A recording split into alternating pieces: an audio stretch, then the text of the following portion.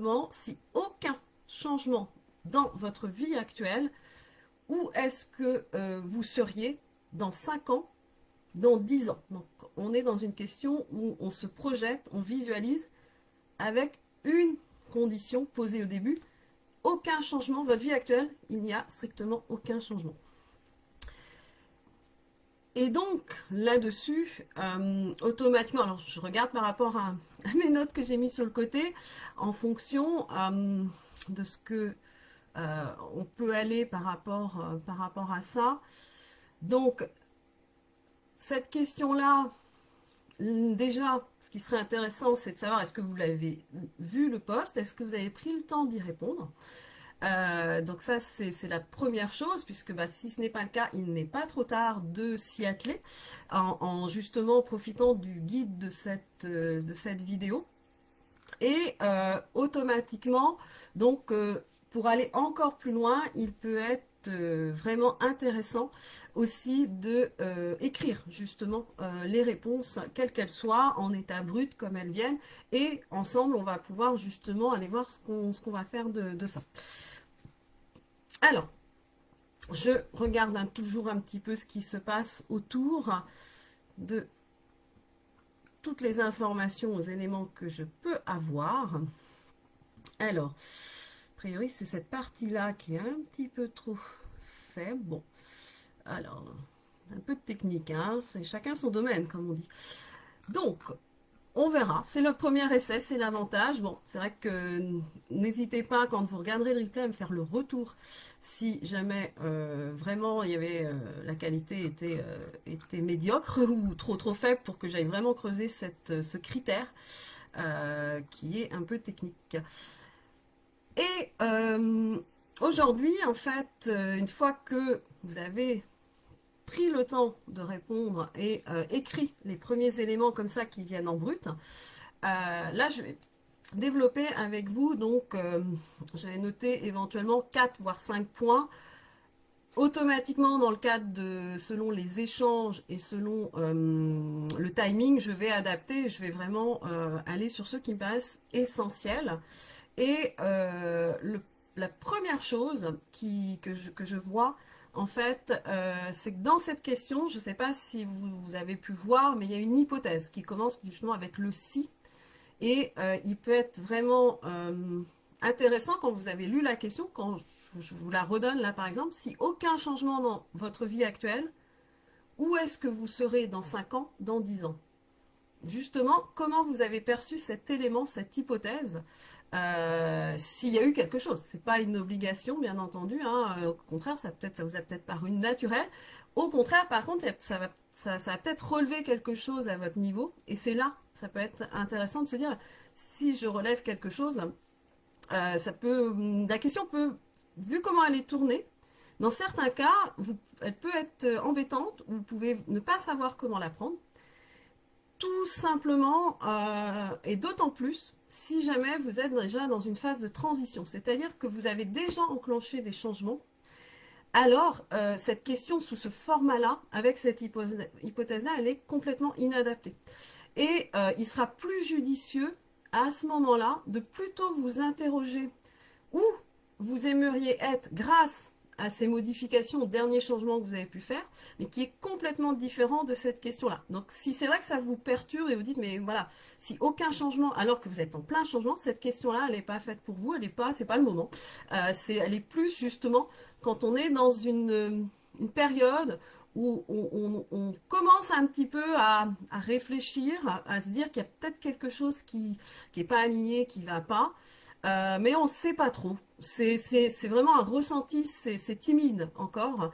Et là, justement, cette question qui est si aucun changement dans la vie actuelle, c'est-à-dire que malgré ce petit signe, cette intuition, ce ressenti qui est là, tu l'occultes, tu ne l'écoutes pas, bah, automatiquement, là, tu vas aller chercher, en fait, bah, c'est un signe de se dire, bah, justement, si je continue comme ça, s'il n'y a aucun changement, j'en suis où dans 5 ans et dans 10 ans? Donc là, c'est pertinent et ça va permettre de pouvoir apporter des informations qui vont te servir par la suite. Alors, je continue à regarder un petit peu quand même ce qui se passe. Alors, par rapport aux informations qu'on vous donne. Bon, j'ai toujours l'alerte par rapport un petit peu à la donnée technique là, de l'IPS à configurer. Bon, j'irai voir ça pour la prochaine fois. Hein. C'est vrai que j'ai pas fait de test avant, j'ai joué sur la confiance et dire au bout d'un moment, on y va, on prépare une partie, mais on ne fait pas tout. Puis ça, je ne peux le tester qu'en me lançant un moment sur le live. Donc autant y aller direct, hein, comme on dit, quitte à être en direct. Donc, par rapport à ce premier point, voilà, ça vous permet déjà de savoir est-ce que cette question est faite pour vous ou pas. Ensuite, en deuxième point, qui est intéressant quand on pose la question, ça peut être, parce que cette question, en fait, elle touche tous les domaines. Je ne précise aucun domaine, hein, on est d'accord dans la question. Et donc, automatiquement, ce qui est intéressant, c'est quand je vous pose la question, est-ce qu'il y a un domaine, paf, qui vous vient en premier, auquel vous avez pensé automatiquement, domaine pro, domaine perso. Dans le perso, ça peut être la famille, ça peut être automatiquement la partie plus de nous à nous, ça peut être tout ce qui est relations plus sentimentales, ça peut être les relations amicales, ça peut être... C'est très très large en fait selon le cas de figure de chacun. Et après on a toute la sphère plus professionnelle qui est là aussi. Et dans la sphère professionnelle, ben, il y a la partie bien entendu au niveau un petit peu de nos ambitions, mais aussi de la relation avec les collègues. En fait c'est très large et ce qui est intéressant c'est si jamais quand vous posez la question, si aucun changement dans votre vie actuelle, où est-ce que vous en serez dans 5 ans ou 10 ans, paf, il y a un domaine qui vient en premier, notez-le. Parce qu'en fait, ça veut dire que ce domaine-là, actuellement, est la priorité des priorités. Et comme on a l'incapacité de pouvoir grimper plusieurs escaliers en même temps, que chaque domaine représente un escalier différent, automatiquement, on ne peut pas monter tous les escaliers en même temps. On n'a pas encore ce pouvoir-là. Et donc là, ça permet d'avoir, quand il y a quelque chose qui vient en premier, de se dire, bon, bah, c'est celui-là sur lequel je vais mettre mon énergie. Et après, je pourrai m'occuper des autres. Sachant que, en réalité, quand vous allez vous concentrer sur un et que c'est vraiment votre priorité, qui compte, celle qui vous touche le plus en ce moment, sur lequel vous allez mettre votre énergie, automatiquement ça va diffuser quand même sur les autres, puisque tout est interlié. Donc ce n'est pas anodin, ce n'est pas quelque chose non plus, un renoncement sur le reste, c'est par contre mettre un focus sur un élément et vraiment mettre l'énergie au bon endroit pour aussi voir des résultats qui vont être motivants et poursuivre à monter jusqu'en haut de cet escalier-là.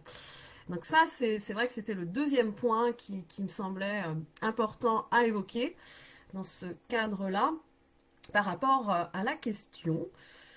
Donc, hop. Et pour poursuivre, du coup, en fait, justement, on va aller un peu plus dans le détail de la question. Il y a la notion de oh, j'ai toujours du mal avec moi. C'est la notion de timing, je ne sais pas pourquoi, c'est tout le temps. Hein. Donc bon, je fais avec maintenant. Au niveau de timing, en fait, il y a une notion donc de 5 ans, 10 ans. Justement, quand vous visualisez à 5 ans, que ressentez-vous? Quand vous avez, voilà, vous dites, bah, aujourd'hui ma vie est la même dans 5 ans. Si vous avez identifié un domaine, vous mettez dans ce domaine-là. Qu'est-ce que je ressens? Qu'est-ce qui se passe en moi à ce moment-là? Et c'est d'aller noter. Alors ça peut être au niveau du corps, au niveau des sensations du corps, s'il y a des choses, s'il y a un endroit qui est un peu plus tendu, qu'il y a un endroit plus sensible. Ça va être personnel et propre à chacun. Donc c'est vraiment à vous. C'est pareil, vous pouvez au début ne rien ressentir. C'est pas anormal, c'est quelque chose qui ne vient pas tout seul et qui se fait au fur et à mesure. Donc là-dessus, c'est s'il y a quelque chose, notez-le. S'il n'y a rien, c'est pas grave, on passe à l'étape suivante. Est-ce qu'au niveau de ce ressenti, il y a une émotion qui vous vient, ou quelles sont les pensées qui vous viennent à ce moment-là, quand vous vous projetez et que vous visualisez à 5 ans et à un niveau encore plus loin, à 10 ans. Donc ça, c'est important de le faire et justement de vraiment observer ce qui se passe à ce moment-là, d'être à l'écoute. Et ensuite, justement, entre les 5 ans et les 10 ans, une fois que vous avez fait dans les deux cas de figure, est-ce que c'est identique? Ça peut être hein, tout à fait identique. Ou au contraire, est-ce qu'il y a une différence? Et la différence, elle se trouve où? Parce que vous pouvez avoir la même émotion, avoir les mêmes pensées, mais c'est l'intensité qui peut être différente. C'est-à-dire que, par exemple, à 5 ans, vous pouvez avoir une certaine peur par rapport justement à la situation où vous êtes actuellement, il va y avoir une peur qui est présente, et peut-être qu'à 10 ans, cette peur, elle est beaucoup plus forte. Ou à l'inverse, vous dites, bah non, ça sera passé, elle aura réduit de ça. C'est des choses qui sont propres à l'histoire de chacun, propres à qui on est. Et donc, automatiquement, vous n'avez pas d'autres comment dire, possibilité que d'être à l'écoute et de voir et de noter justement aussi en brut comment ça se passe là-dessus. Alors, je regarde quand même les histoires de paramètres, le temps que... parce que ça, il me met toujours le même message d'alerte, hein, c'est perturbant du coup. Durée, image clé, bon. Ça va être mes... Je pense que c'est mes paramètres de caméra qu'il faudrait que j'aille voir. Bon, on va poursuivre, hein, c'est un test, je m'excuse d'avance si la qualité est faible ou si ça saute un peu en espérant que ça soit quand même compréhensible, hein, sinon tant pis, on recommencera. Et donc, du coup, par rapport à ça, voilà, c'est qu'est-ce que vous avez ressenti 5 ans, 10 ans, une différence ou pas, vous notez et d'aller, alors donc, c'est vraiment la notion dans le corps, sensation du corps. Deuxièmement, émotionnellement, donc là vous pouvez vous déjà essayer d'identifier, il peut y avoir plusieurs types d'émotions, ça peut être une émotion tout simplement dans un cadre je perds mes mots là, j'ai perdu mon fil. Au niveau donc des émotions, ça peut être tout simplement donc de rester sur les 4 émotions. Il peut y en avoir plusieurs, elles peuvent être croisées. Donc est-ce que c'est plutôt de la peur? Est-ce que c'est plutôt de la tristesse? Est-ce que du coup c'est plutôt de la colère? Est-ce que c'est plutôt de la joie? Est-ce qu'il peut y avoir un mélange de tout ça et on peut avoir un petit peu bon la culpabilité qui peut venir, est-ce qu'il peut, voilà, c'est d'aller affiner après derrière. Donc ça, c'est des choses très spécifiques, hein, justement, le travail sur les émotions qui ferait l'objet d'un live rien que pour ça. Et là-dessus, je vous invite éventuellement à pas hésiter à aller voir sur ma page professionnelle où je donne quelques informations ou encore à demander à recevoir, par exemple, ma dernière newsletter qui était sur les émotions. Ou encore mieux, pour ceux qui sont sur le secteur, j'ai une réunion conférence sur les émotions fin mai, justement où j'explique un petit peu tout ça et surtout comment un outil pour apprendre à décrypter et aller écouter nos émotions pour pouvoir les réguler et mieux les apprivoiser. Donc volontairement, je ne vais pas dans ce live rentrer dans le détail de ce sujet-là, parce que ce n'est pas l'objet, mais si c'est vraiment un sujet qui vous parle, qui vous intéresse, dites-le moi. N'hésitez pas à vous mettre justement en commentaire intéressé ou à me contacter en MP, que ça soit sur ce sujet-là ou d'autres, hein, bien entendu. Mais c'est vrai que celui-ci, d'autant plus là actuellement, il est dans les actualités et ce sera un grand plaisir de partager avec vous. Du coup voilà, là ça c'était le 3e point, donc je rappelle hein, les 3 premiers points. Donc le premier c'est est-ce que justement par rapport à ce aucun changement, si vous êtes déjà en changement, la question n'est pas pour vous, donc elle va être perturbante ou elle va pas, ça va pas le faire. Par contre, si ce n'est pas le cas, vous pouvez poursuivre. Deuxième chose, est-ce qu'il y a un domaine d'activité, un domaine de votre vie qui est venu en priorité et dans vos pensées quand vous avez lu la question, et donc c'est celui-là sur lequel vous allez pouvoir mettre le focus. Troisièmement, les ressentis, justement, quand je visualise à 5 ans, 10 ans, quels sont-ils? Est-ce qu'il y a des différences ou pas? Et après ça, c'est là qu'il va être intéressant d'aller creuser, justement. Donc d'avoir noté les différentes réponses, et déjà ces 2-3 étapes, automatiquement, ça va être d'aller clarifier. On va aller un petit peu, on va aller voir quel est le nœud un peu à défaire, puisqu'à partir du moment où vous avez répondu et qu'il y a quelque chose, il y a un message à décoder derrière, et c'est d'aller creuser ça. Et donc, selon les réponses, et c'est là que l'objet de ce live, en fait, et que j'aimerais pouvoir, si bien sûr ça vous plaît, pouvoir développer, c'est justement que vous puissiez me partager un peu vos réponses pour que je puisse vous guider et rebondir pour vous aider à creuser cette partie-là, puisque tout seul, c'est pas facile. Même celles d'avant, hein, elles sont pas toujours évidentes parce qu'on peut toucher à des choses qui sont sensibles, qui justement émotionnellement chamboulent. Et tout seul, bah, c'est vrai que du coup, comme on appréhende ça, bah, cette émotion-là de peur sur le moment est encore plus forte et alors on n'y va pas. Donc là, l'idée, c'est lors de ce live de pouvoir justement, vous pouvez par écrit mettre un peu ce que vous avez envie de partager sans rentrer directement dans les détails. Et donc moi, je vais pouvoir vous guider et vous apporter, vous donner la question d'après justement pour aller creuser. Alors là, je vais essayer de vous le faire pour que même si vous regardez en replay, ça puisse vous apporter des éléments. Donc ça va être tout simplement justement sur chaque réponse, donc je repose la question, si aucun changement dans ta vie actuelle, où est-ce que tu en seras dans 5 ans et dans 10 ans? Là, généralement, voilà, il y a une première chose qui va ressortir, qui peut être automatiquement, prenons le cas, bon, on est dans le cadre d'un groupe de parents solo, donc souvent quand même nous ne sommes plus en couple, dans une période de célibat, et là ça peut être justement, si aujourd'hui aucun changement dans le cadre de ma vie sentimentale, où j'en suis dans 5 ans, 10 ans. Ça peut être, il peut y avoir cette notion de j'ai peur d'être encore toute seule, justement, d'être dans cette solitude, ou ne pas avoir trouvé de personne. Donc là, il y a tout un ensemble de choses qui peut venir. Et justement, si on dit par exemple, j'ai peur d'être encore seule dans 5 ans, et dans 10 ans, même niveau, mais à intensité encore plus forte. Et c'est là que le côté ressenti est intéressant, puisque le fait d'avoir le ressenti, ça va, qu'est-ce que ça vous fait quand vous projetez là-dessus? C'est quoi? C'est triste? Et à quel niveau? Sur quelle chose? Est-ce que si vous avez des peurs à ce moment-là, à quel niveau? Et ça peut être, voilà, donc j'ai peur de la solitude. Oui, mais alors la solitude, c'est quoi en fait? Ça veut dire quoi pour moi? Qu'est-ce que ça signifie? Alors, la notion de creuser, c'est ça. C'est en quoi la solitude me fait peur? Qu'est-ce qui me fait dire que cette solitude peut me faire peur? Et en fait, vous allez avoir une autre réponse derrière qui va être différente d'une personne à l'autre. Donc là, ça peut être justement derrière cette solitude, de se dire, bon, du coup, oui, j'ai peur de la solitude parce qu'en fait, est-ce que c'est le peur de rester seul? Est-ce que c'est la peur du regard des autres d'être seul? Est-ce que c'est la peur de justement, parce qu'on est triste de tout faire seul et qu'on aime faire des choses avec quelqu'un d'autre?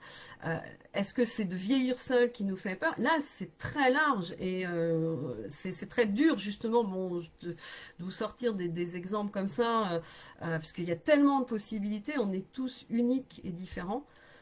Donc automatiquement, c'est quelque chose qui nécessite justement un échange et l'idée sur ce point-là, c'est vous d'aller au moins 3 fois. Vous dire, bon, ok, je réponds, dans 5 ans, j'ai peur d'être seule, d'être encore seule. C'est quoi pour toi être seul? Donc premier niveau. Donc pour moi être seul, c'est du coup ne pas avoir quelqu'un avec qui je vis, par exemple, ensemble dans un même logement. Je prends un exemple complètement pour illustrer. Oui, d'accord. Et qu'est-ce que ça t'apporte justement qu'est-ce qui va te manquer si tu vis seul par rapport à vivre avec quelqu'un? Là, tu vas avoir une autre réponse. Ce qui va manquer, c'est peut-être les échanges, justement, entre adultes, chaque jour, un peu sur nos joies, nos difficultés. Et là, ça va te dire, bon, justement, ça permet de préciser la teneur de ce qu'il y a derrière cette peur de la solitude. Et en fait, ça va vous aider à identifier c'est quoi le besoin dont vous avez le plus, qui est le plus insatisfait actuellement, et sur lequel il va être intéressant d'aller justement se dire comment, parce que une fois qu'on a fait tout ça, qu'on a creusé, qu'on a éclairci les choses, c'est bien beau. C'est-à-dire que si on en reste là, sérieusement, c'est comme si vous aviez aucun changement.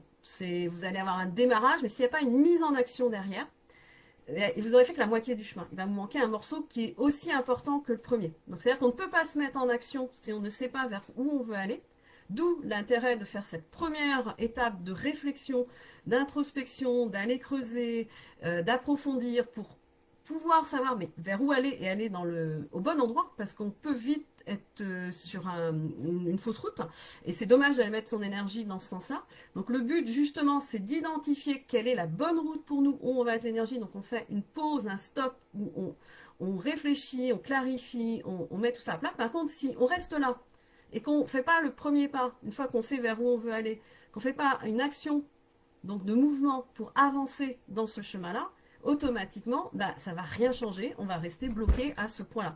Et donc le but, c'est d'éviter ça, et c'est pour ça qu'il est indispensable de passer après à une action, quitte, si jamais l'action n'est pas bonne, on peut toujours en faire une autre et rechanger le chemin. Le chemin, il se fabrique, il se construit au fur et à mesure.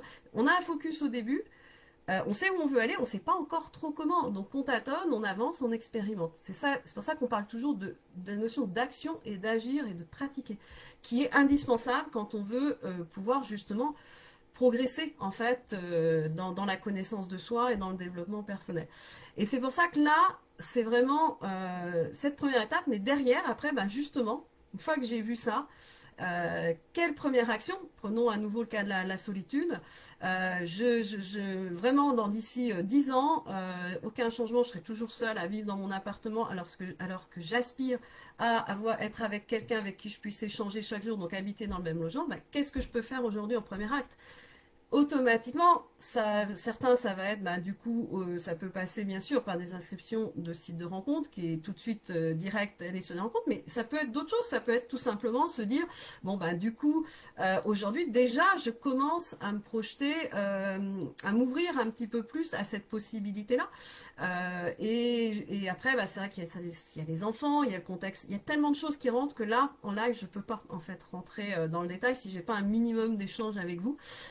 C'est pour vous donner vraiment de premières pistes, premières teneurs, et c'est pour ça que vraiment à la fin, c'est bien entendu, si tout ça vous parle, résonne et que vous avez envie de poursuivre en échange justement où on peut dérouler cette pelote ensemble et aller voir ces nœuds qui bloquent, là je vous invite vraiment à prendre contact avec moi.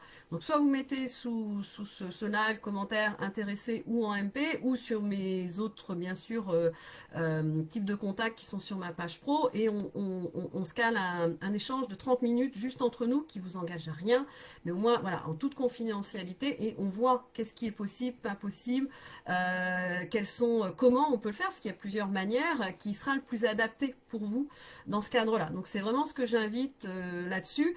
Alors c'est vrai que du coup là, par rapport au timing, voilà, et j'accepte hein, tout à fait, là il n'y a pas eu d'échange, c'est un premier lancement, c'est un premier essai, comme tout, non, tout changement nécessite qui soit mûri, qui prennent du temps, et le coup c'est de se lancer.